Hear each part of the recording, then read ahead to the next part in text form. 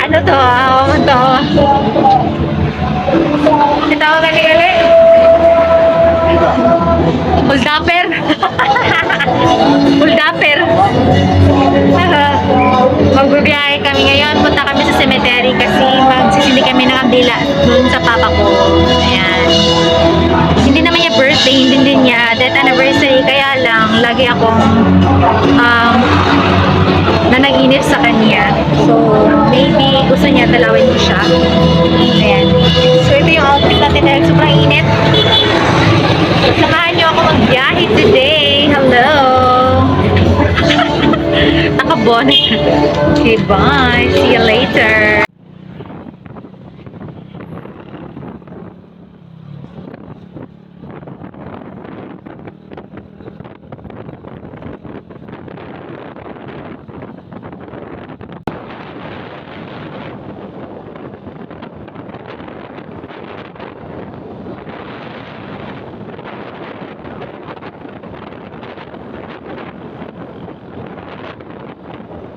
Ako ng flowers for 50 pesos at saka 10 peso na kandila. Ayan, dito yung cemetery.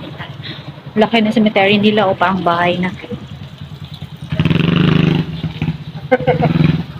Muna dira mo to yung ano, guwapak. Da, sa kakaroon. What can you say?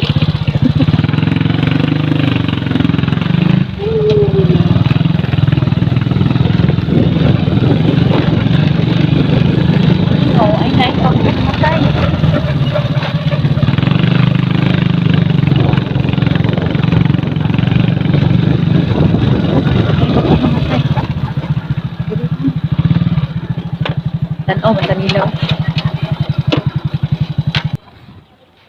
So, ito yung cemetery. Ayan. Ang daming mga ano. Ang daming mga patay. Tabi-tabi po. Pasensya na. Padaan. Padaan ni. Dadalaw ni kay Papang. Ayan. Nandito na si Papa. Oops. So, yung kay Papa. Ayan. So, si Rogelio P. Duran Senior. Ito yung flowers ko na 50 pesos. Ayan. Tapos, ito yung kandela. Tig 2 pesos yung isa. Lima yung binili ko. Ang lit-lit ng kandila nila, oh. Tapos, pero may baon ako dito sa bag ko na kandila galing sa tindahan. Ito naman ay 3 pesos benta ko. So, ano ba siya? Dinala ko lang, ayan, oh. Na-curve pa. Yan, hi, Papa. Uy, may dumi. Kunin natin to kasi naanuhan si Fader. Hi, Papa.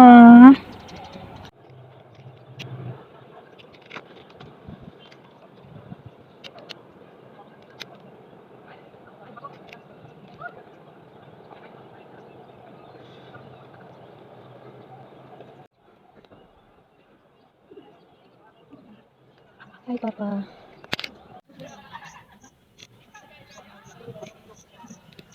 We're done. We're done here. Narot ni mo? Ang mais?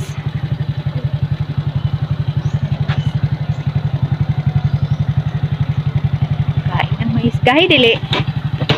Ha? Kain. Hindi gaya niya eh. Nandi ko eh. Bye-bye! Kain na kami.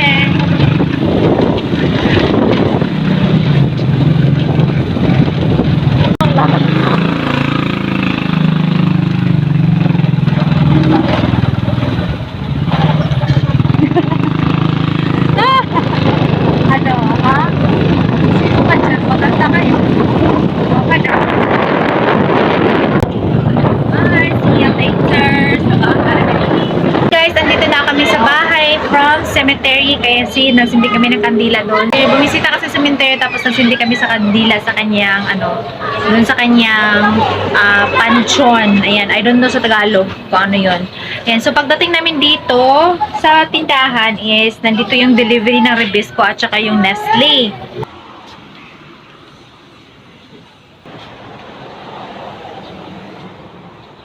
Ito yung delivery ng Ribisco. Ayan. Ito, dingdong na green mix nuts. Nuts mix. Ewan ko. Ayan. Isang pack na 1, 2, 3, 4, 5 10 pieces yung laman. At saka ito namang mani.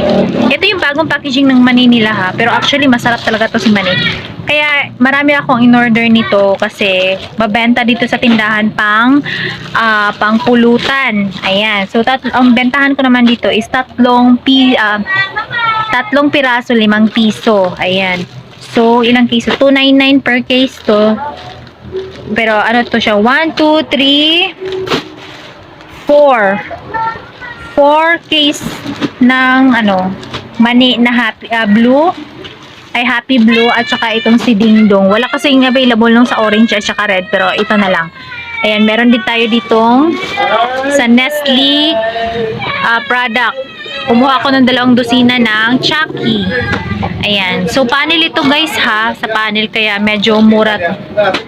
Ayan, nakamura tayo dito. Ang capital dito is 13.5. Yung sa kasi doon sa Carmen at saka sa Pure Gold, ang capital dito is 14. Tapos sa Carmen is 13.90. Ito naman is 22 lang yung kuha ko dito. Tapos diferensya talaga siya ng piso or doon sa panel, sa Nestle panel. Ayan, so kumuha na lang ako ng 2 dosina. Yung isang dosina na dinisplay na yung ng anak ko. Ayan, so meron din tayo dito kasi lang to, mga fast moving item lang dito sa akin tindahan yung kinuha ko. Ganito lang siya kaliit guys, isang box, pero worth 3,200 pesos na to.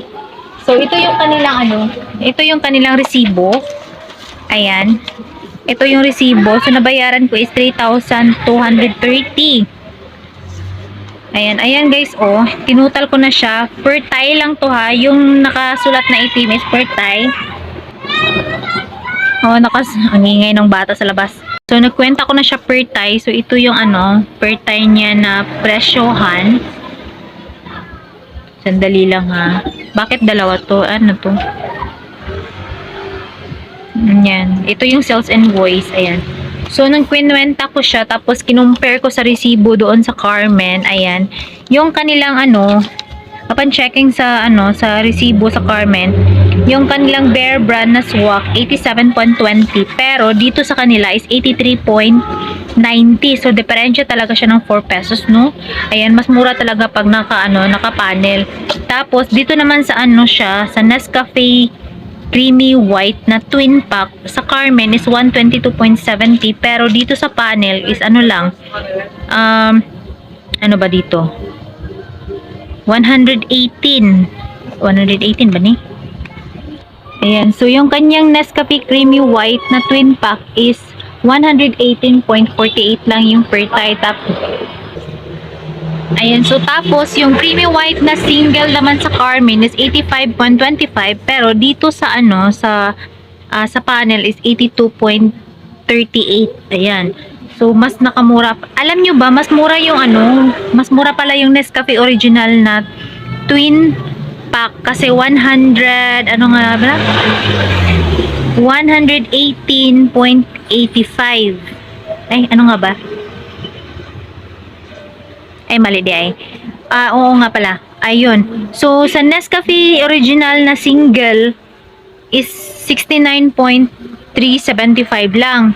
Tapos, yung sa Creamy White na single is 82.35. So, mas mura talaga si Nescafe Original. Yung single lang ha, hindi yung twin. At saka yung sa sa Milo, dito sa panel is 103.175. Pero, dito sa sa Carmen is 107. Yeah. Mas mura talaga. So, tuwang-tuwa naman ako kasi ano kasi to, booking yung sa ano, sa Nestle, sa Nestle panel eh. Sa tagal-tagal na namin nagbebenta or na dito sa tindahan, ngayon lang kami ngayon lang sila nag-drop by dito para kunin yung aming order. Mura talaga sa panel, no. I'm so happy kasi pinupuntahan na kami ng ahente dito.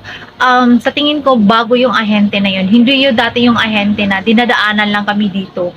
Although, nakikita ko naman siya, ayan, sa labas. Minsan nga, pinapara ko pa nga para lang puntahan kami dito para, para mag-drop by siya sa store ko. As in, ayaw niya talaga, no? Iba, ewan ko kung anong problema niya sa akin. Maganda naman ako. Char. Cherit! O, diba? Diba? Ewan ko na lang ha, hindi, yung dating ahente ng Nestle, hindi ko siya talaga nakukuha sa charm. Char. Ayan. So, meron tayo dito, magic sarap.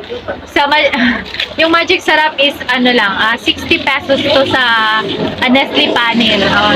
Tapos, sa Pure Gold is 64, tapos sa Carmen grocery store is 63. Ayan. So, at least man lang nakasave tayo ng 3 pesos or 4 pesos. Ayan, di ba? I'm so happy kasi mas nakakumura tayo ngayon. Sana tuloy-tuloy na yun, no, na yung mga panel na lang yung pupunta dito sa tindahan natin para mas makatipid ako sa pamasahe sa pag-grocery. So, kasi, yung yung panel ng Emperador or Fondador at saka doon sa GSM Blue at saka Gen Bilog kasi bigla silang nawala. Nung tinawagan ko yung dating coordinator nung sa panel is nag-resign na daw siya. Ayan. So ngayon, hindi niya alam kung sino ba yung bagong na-assign na ahente. So sana man lang is makapanta na siya, makabalik na dito, no. Ito yung Milo, meron tayong Milo. Ito lahat is mga fast moving item lang naman yung mga kinukuha ko.